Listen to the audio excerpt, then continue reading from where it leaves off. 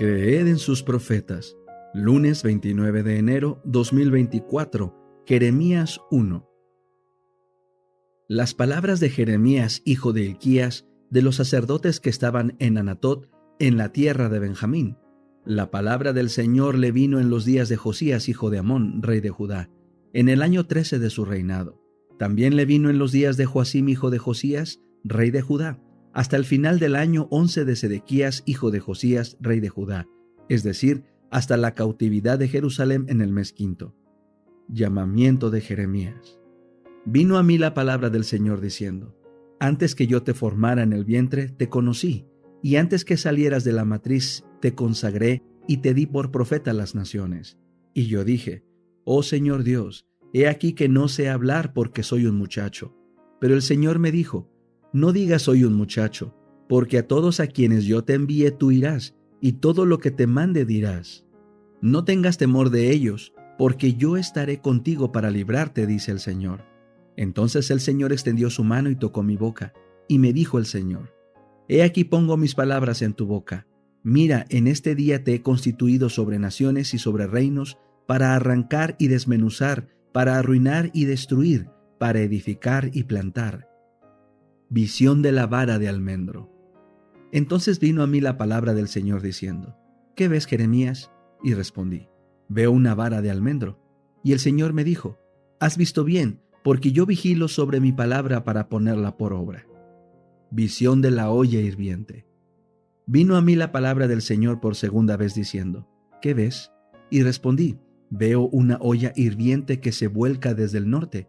Entonces el Señor me dijo: Del norte se desatará el mal sobre todos los habitantes del país. Porque he aquí que yo convoco a todas las familias de los reinos del norte, dice el Señor. Ellos vendrán, y cada uno pondrá su trono a la entrada de las puertas de Jerusalén, junto a todos sus muros alrededor y en todas las ciudades de Judá, y proferiré mis juicios contra ellos por toda su maldad con que me abandonaron, pues ofrecieron incienso a otros dioses y se postraron ante la obra de sus propias manos. Tú pues ciñe tus lomos y levántate, tú les dirás todo lo que yo te mande. No te amedrentes delante de ellos, no sea que yo te amedrente delante de ellos, porque he aquí que yo te he puesto hoy como una ciudad fortificada, como una columna de hierro y como un muro de bronce contra todo el país, tanto para los reyes de Judá como para sus magistrados, para sus sacerdotes y para el pueblo de la tierra. Lucharán contra ti, pero no te vencerán, porque yo estaré contigo para librarte, dice el Señor. El deseado de todas las gentes. Capítulo 8. La visita de Pascua. A la medianoche, todos los primogénitos de los egipcios perecieron. Entonces el rey envió a Israel el mensaje: Salid de en medio de mi pueblo, e id, servid a Jehová, como habéis dicho.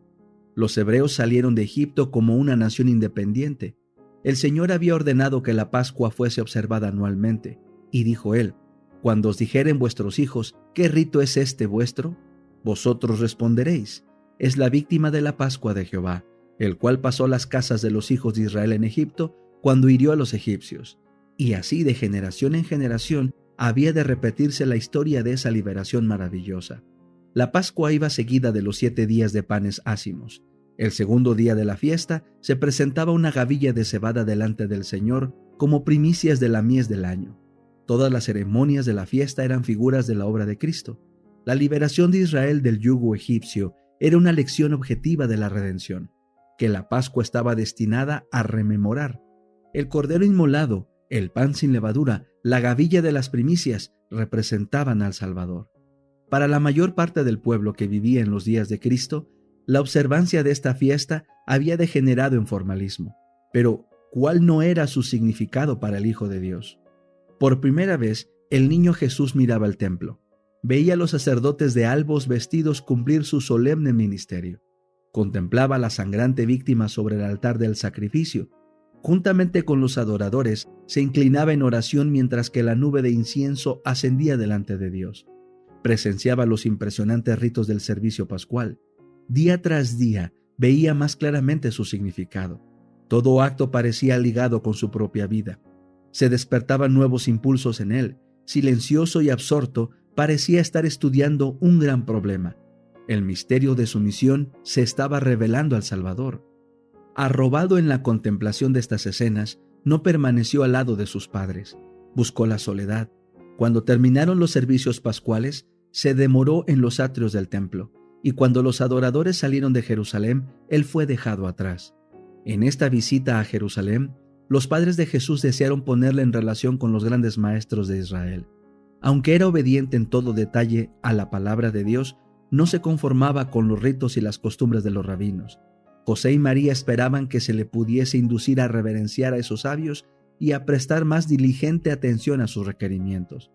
Pero en el templo, Jesús había sido enseñado por Dios y empezó enseguida a impartir lo que había recibido.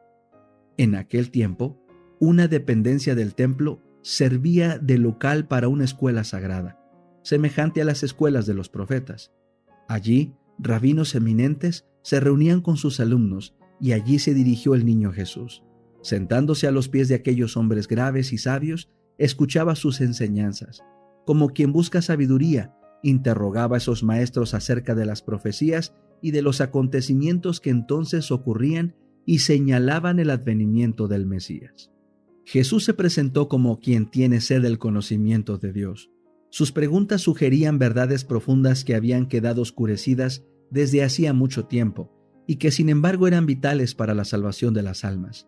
Al paso que cada pregunta revelaba cuán estrecha y superficial era la sabiduría de los sabios, les presentaba una lección divina y hacía ver la verdad desde un nuevo punto de vista.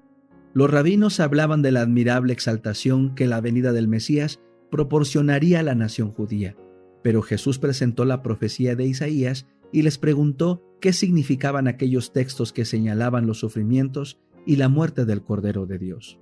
Los doctores le dirigieron preguntas y quedaron asombrados al oír sus respuestas.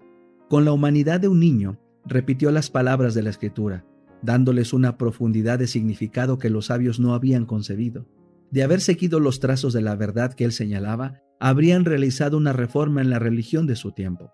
Se habría despertado un profundo interés en las cosas espirituales y al iniciar Jesús su ministerio, muchos habrían estado preparados para recibirle.